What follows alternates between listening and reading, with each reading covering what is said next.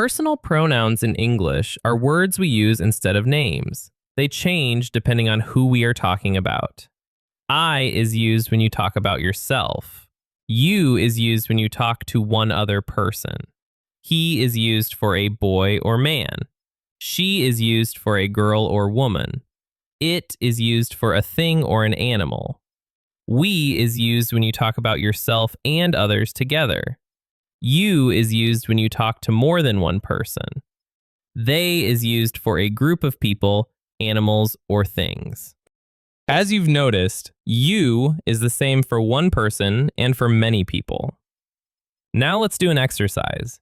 Replace the words under each picture with personal pronouns.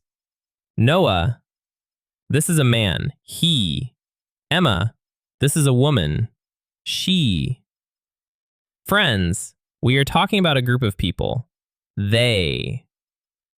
Phone, this is a thing, it. Phones, these are things, they.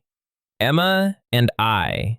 You are talking about yourself and Emma, we. Please support our channel.